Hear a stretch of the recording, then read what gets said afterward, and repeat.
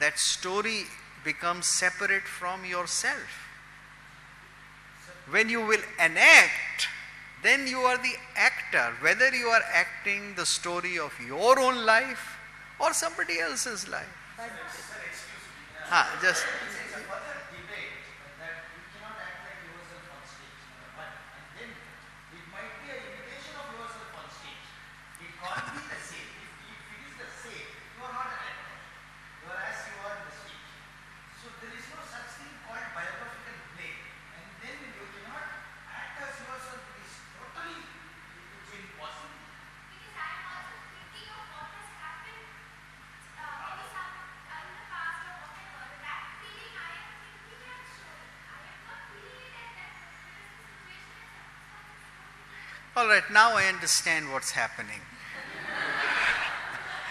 This is a debate which, of course, it's very nice that it has come up here on what you may have discussed in classes or something, that can you enact your own life or is your life? Well, we dealt with this question right in the beginning, that Natya is lokanukarana, something which is outside. You may write your own story, but the moment it is written and published, it is outside. Then it is like a character, whether this character is still alive or it is not alive. Yes, normally it is not worthwhile enacting the lives of those who are still alive, because it becomes very dangerous. You please or displease then. And artists have usually have enacted the life of kings and powerful people who are dead and gone, not those who are still around the corner. Because then you always have the danger of incurring their wrath. See, and we have these situations in recent history. You have to take, somebody made a film and the character was very, very close to Bal Thackeray, and then the permission had to be taken. So, but coming back to the discussion on what is imitation, an imitation can only be of something that is independent of the imitator. He raised the point that you can never be dispassionate enough to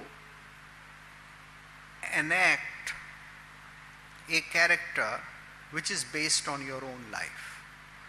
So therefore, playing a role which is about yourself would be very, very difficult, because you can never feel outside. You see, I have been emphasizing this since yesterday. And it's a very serious question, that who takes up the role? A different person. And when you take up a different role, then you are no longer yourself. I think it is somewhere in the 22nd chapter in the Natya Shastra, it is said that what does an actor do? An actor must forget about himself or herself and enter the patra or the character totally, just like fire enters a dry wood. You see, when fire goes into dry wood, it makes the whole of the wood burn. Similarly, the actor should give up his or herself and go there.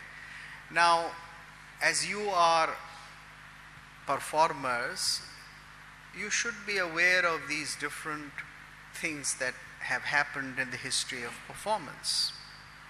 I gave you an example from Greek history, that when Greece got converted to Christianity, then Christian fathers said that no, theater is bad, because God has given you an image, you are this person, and you will never become an actor. To become an actor is bad. it is not permitted, it is sinful, because this is the job of the devil. The devil takes up different shapes, human beings don't. So, a man should never become an actor. Do you know what is the Greek word for acting? The Greek word for the actor is hypocrite. The English word for hypocrite is somebody who is putting on a false appearance, who is a deceiver. So the actor got changed into deceiver because the actor was considered to be a sinful person, a hypocrite. So the Greek word actor became a word for hypocrisy because they said this cannot happen, as it was not permitted at that time. Now, there are different other theories. The Natyashastra theory says, yes, to enact, you have to cease to be yourself. And it is very religious, it is very good, it is very punya, it is natya, to become another person. The philosophy here is the opposite. Do become another person and forget yourself. Just become that person who is there, that patra on the stage, and pervade that person just as fire pervades dry wood. See, these are all textually stated things, and I have given you clear examples from different histories. I have given you the evidence. So, how you transform yourself? In modern times, for instance, in theories of acting, there is the theory of Stanislavski. How can I become the other character? I should learn about that character. Then I should enter that character.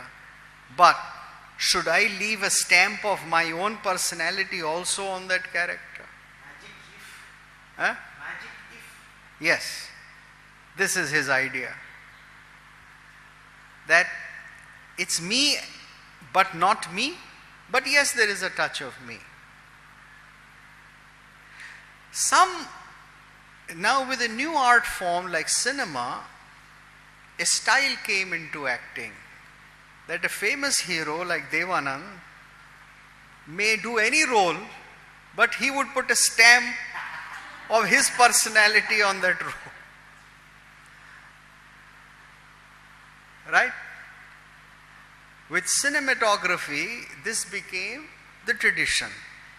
So if Sohrab Modi, if you see old films, then he will speak every dialogue in that same style.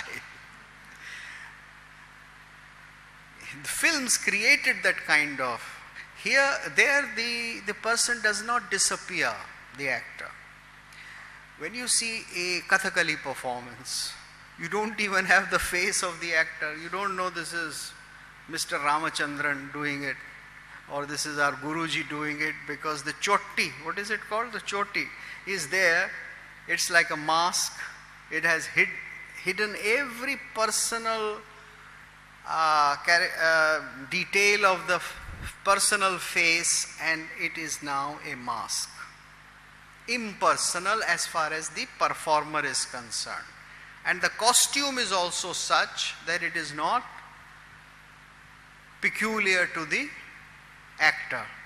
Like Devanand always having high neck collar. So the philosophy is entirely different. The personality, the presence, the background, the mannerisms of the actor are all set aside. And transformation of that person into the role is the primary thing. So ancient Greek theatre, ancient Indian theatre, they all believed in this transformation, and they worked through this transformation. And what we are discussing here is again and again that idea of transformation and the problems that occur in that transformation. How can you transform if you can't feel the sthai bhava? No, you can feel a bhava, but it is not the original, and yet you perform it in a manner that it becomes vilakshan and therefore it is rasa. So these are all problems of transformation of the actor into the role. Yeah. So, the experience you get from reading a book, or the experience you feel from reading a book, or the experience you see when you see a painting or see a sculpture, is the same, or can we call that rasa? Like we experience it while seeing a performance. That's my first question. And what Aristotle says is catharsis, is it similar to, or is it the same as rasa nishpati by Bharata Muni? Is it same, or does it have a difference? All right. Now here she has asked two different questions rolled into one. One is about comparison of rasa with the Aristotelian idea of catharsis. Okay, one is this. And the other is, do we feel rasa when we read a play or when we watch a painting? Now, there has been a wide discussion on this. Some people say that rasa is only part of theatre because it has been described as a theatrical experience by Bharat Muni in the context of theatre, in the context of natya, and therefore there is only natya rasa. There is no other rasa except natya rasa. There is a position taken by some people, especially in modern times. But then there is the other position which says that with the formulation of vibhava, anubhava, vichari bhav, and the distinction between bhav and vibhav and bhava, with the definition itself, you can include in vibhav painting, poetry, and other art forms, because it's only a difference of vibhava medium.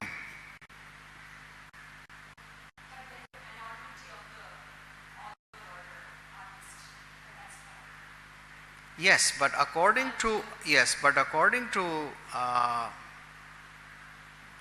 the tradition of Natya Shastra, the playwright is only one small part of it, the kavya karta. And as you will become aware of the total nature of productions which were done, the director was the one who was the master of the performance, not the playwright. The idea that the playwright should be the one who directs the play or supervises the play is a very recent phenomena, 400 years old in world history. It begins with print culture, it begins with the idea of copyright from when theatre was revived in Europe. In ancient Greece, in ancient India, in China, in all these places, the playwright neither wrote a story which was originally thought by the playwright. Because if you are going to enact Mahabharata or Ramayana, it's an old story. Who knows if Valmiki, who is called the first Kavi, was really the first Kavi? I mean, what have I done? I have not switched off my phone today.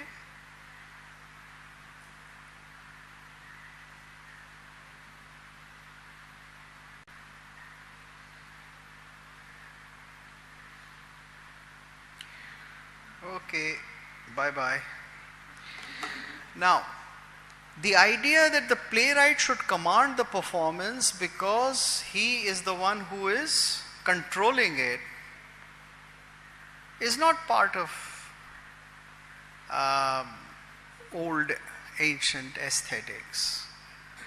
So the playwright gives a script. Then the sutradhar, the actors, the Natya